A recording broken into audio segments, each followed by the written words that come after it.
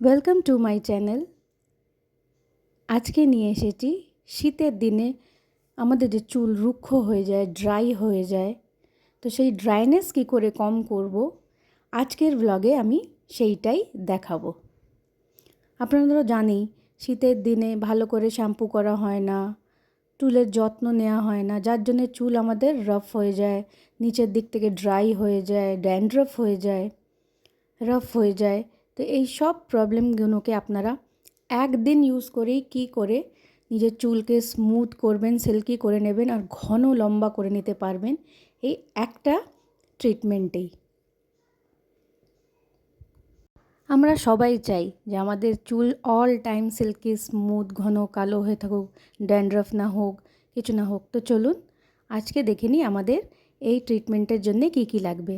লাগবে castor oil, নারকোল তেল আর ভিটামিন ই ক্যাপসুল। জাস্ট এই তিনটে জিনিস ইউজ করলেই আপনারা একদিনেই দেখবেন আপনাদের চুলটা কতটা সিল্কি স্মুথ হয়ে গেছে, আর চুল ওঠাও বন্ধ হচ্ছে আর স্মুথ হয়ে যাচ্ছে। তো প্রথমেই একটা বড় বাটিতে আমি সামান্য জল গরম করে নেব। এবার ওইটার মধ্যে ওই গরম জলের বাটিটা আমি নামিয়ে নিয়ে ওর মধ্যে একটা বাটি রাখবো।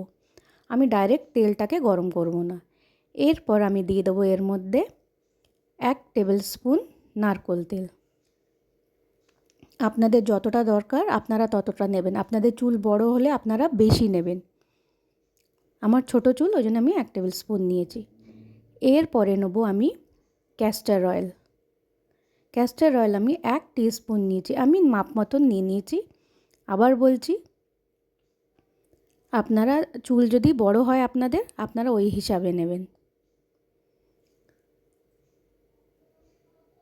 আমি এই ক্যাস্টর অয়েলটা ইউজ করছি। আপনাদের কাছে যেটা অ্যাভেলেবেল আপনারা সেটা ইউজ করবেন।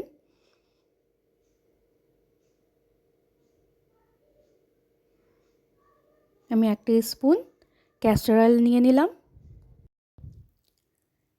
এরপরে আমি একটা ভিটামিন ই ক্যাপসুল নিয়ে নেব।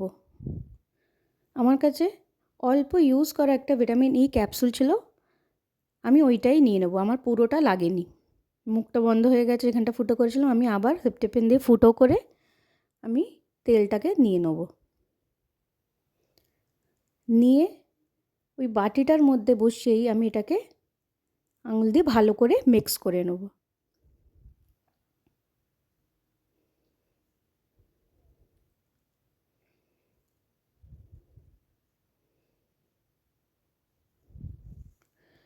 বাটিটা এত গরম হয়ে গেছে, আমার বাটিটা তুলে নিতে হচ্ছে। আমি আর হাত দিয়ে রাখতে পারছি না, মানে বাটির জলের গরমেই তেলটা আমার এতটা গরম হয়ে গেছিলো। এটাকে আমি ভালো করে মিক্স করে নেব। মিক্স হয়ে গেছে। এবারে এটা আমি চুলে লাগিয়ে নেব।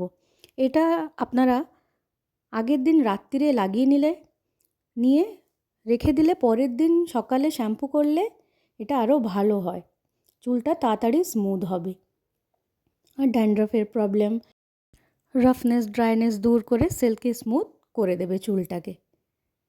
এই যে আমি আঙুল দিয়ে দিয়ে পুরো চুলে ভালো করে লাগিয়ে নিচ্ছি। আমি গোড়া থেকে ডগা অবধি পুরো চুলে এই তেলটা লাগিয়ে নেব। দু হাতে ভালো করে নিয়ে মাসাজ করে ভালো করে পুরো তেলটাকে লাগিয়ে নেবেন। আগে ভালো করে গোড়ায় দেবেন, দিয়ে তারপরে ডগায় লাগিয়ে নেবেন।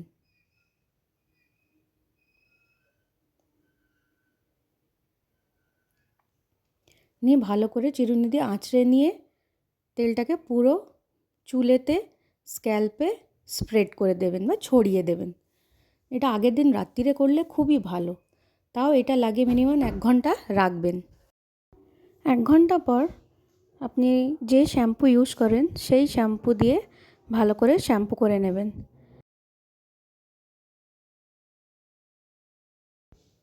তাহলেই দেখবেন চুলটা কত সিল্কি স্মুথ সফট হয়ে গেছে, চুলের ডগাগুলোও কত সুন্দর হয়ে গেছে, ফাটা ফাটা আর লাগবে না। আপনারা অবশ্যই রেমেডিটা ট্রাই করুন, করে বলুন আপনাদের চুলটা কেমনি আছে, আমাকে কমেন্ট করে জানান। ভিডিওটা ভালো লাগলে একটা লাইক করবেন, কমেন্ট করবেন, শেয়ার করবেন আর সাবস্ক্রাইব করে আমার চ্যানেলটাকে সাপোর্ট করবেন। আমি চিরুনি দিয়ে আঁচড়ে পুরো চুলে এটাকে ভালো করে স্প্রেড করে নিচ্ছি। এই সব ট্রিটমেন্টগুলো আমি আমার মেয়ের চুলেই করি মোস্টলি। ও নেই বলে আমাকে আমার চুলে করে দেখাতে হচ্ছে।